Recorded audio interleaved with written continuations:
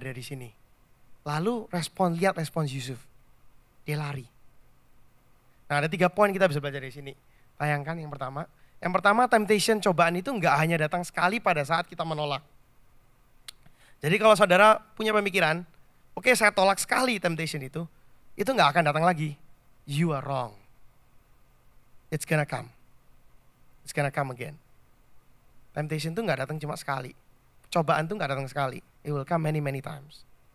Kalau saudara salah, malah di saat itulah saudara akan fail. Yang kedua, Yusuf mengerti kebijakan dan menghindar saat tidak ada orang. Nah, ini saya senang sekali karena gereja kita punya culture yang sangat baik, ya, dari Pastor Somi, yang kita belajar dari Pastor Somi gitu. Waktu dulu saya pertama kali ikut gereja, seringkali kita ini kadang-kadang anak-anak muda, saya masih muda, gitu. Seringkali jalan-jalan gitu, misalnya keluar kota atau gimana gitu. Nah, satu hal yang selalu Pak Somi ajarkan gitu. Pada saat itu saya nggak ngerti gitu, why there is such suatu tradisi yang kayak begitu gitu. Saya nggak ngerti, tapi I think it's biblical gitu ya. Let me show you why it's biblical gitu. Nah, seringkali dalam kehidupan kita, kalau kita bayangkan Yusuf ini nggak suka sama perempuan itu, oke? Yusuf nggak suka, dia satu rumah sama perempuan itu, dan dia waktu perempuan itu mau, dia kabur, ya kan? Bisa bayangkan, ini dia nggak suka.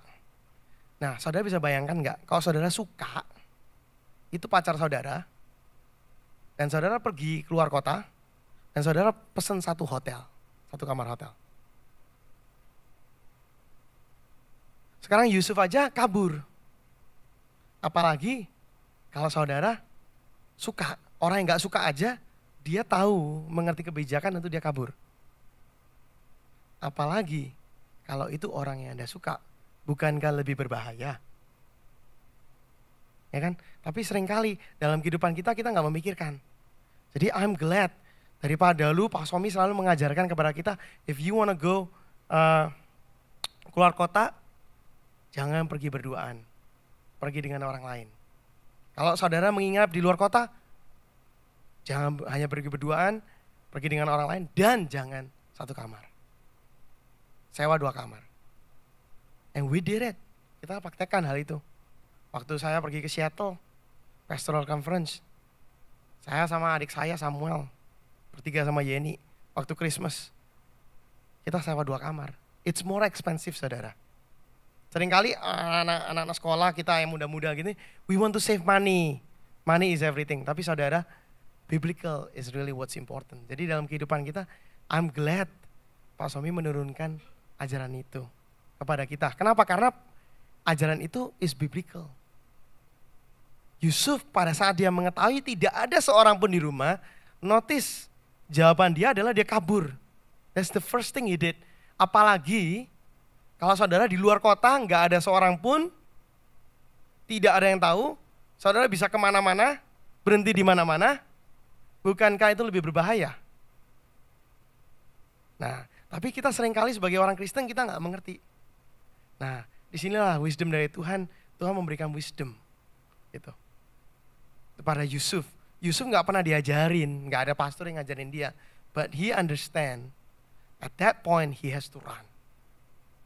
And that's what he take. Itu yang diambil. Nah, di sini pun kita bisa belajar the same thing.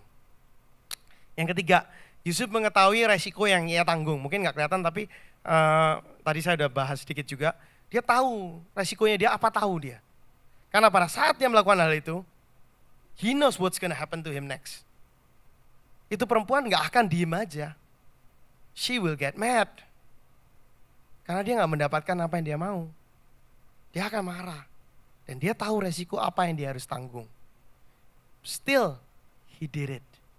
Karena dia tahu harga dream yang Tuhan taruh dalam kehidupan dia. Yang terakhir, yang kelima.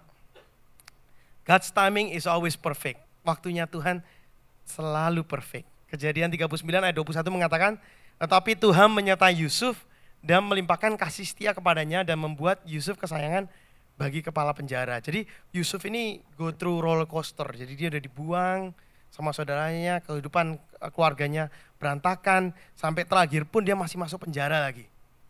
Jadi sudah parah, nggak punya duit, nggak punya apa-apa, masuk penjara. Tapi Tuhan is kind, God is kind. Tuhan tahu saat saudara membutuhkan pertolongan. Yang pertama, poin pertama. Saat kita menunggu waktunya, Dia senantiasa memberikan kita kekuatan untuk menunggu.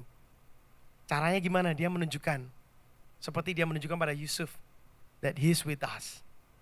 Dia menunjukkan pada Yusuf. Here, ini loh Yusuf. I'm here. Even di dalam penjara pun aku menunjukkan bahwa aku itu still bersama kamu. Terutama pada saat dia merasa rejected. Terutama dia merasa helpless. Bayangin sudah gak punya duit, gak punya pakaian, masuk penjara lagi. Bayangin, hidupnya sama orang-orang yang gak benar gitu. Tapi pada saat itu, Tuhan is kind to him. Tapi Tuhan menyertai Yusuf dan melimpahkan, makanya dikatakan kasih setia Tuhan itu. Tadi kita nyanyikan Hold Me Close. Kasih setia Tuhan itu nyata saudara dalam kehidupan kita. Pada saat kita membutuhkan, God is there. Tuhan memberikan kekuatan itu.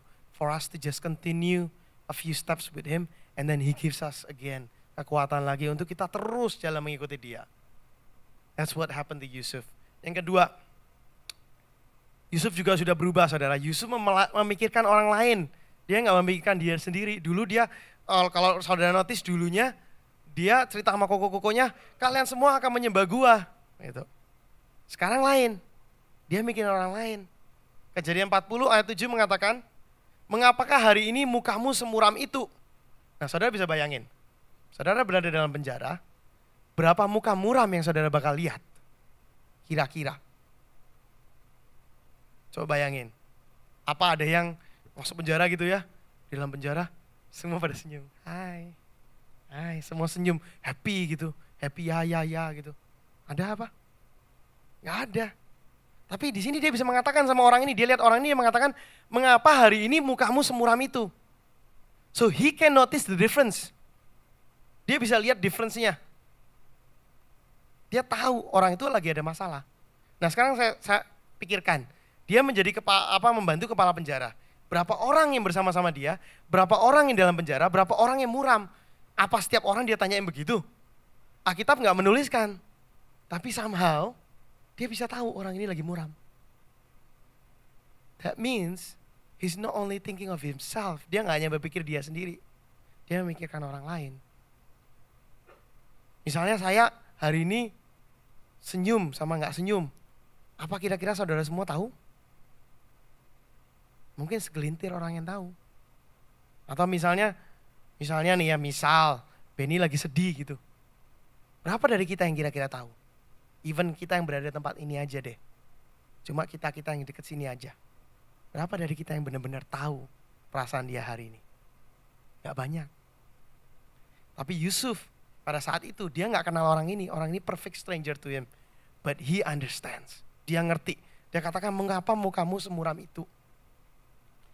Dan Kejadian 48 mengatakan, nah terus orang itu cerita, oh aku punya mimpi begini. So on. Satu ayat 8 mengatakan, jawaban Yusuf.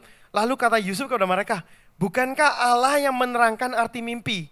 Ceritakanlah kiranya mimpimu kepadaku. Jadi Yusuf, he's with God. Dia mengatakan, bukankah Allah yang menerangkan arti mimpi? Dulunya dia mikirin, oh mimpi ini, wah great, gini. Dia gak pernah bilang, Tuhan memberikan aku mimpi begini. Tapi di sini dijelaskan, Allah yang menerangkan arti mimpi. He goes to God.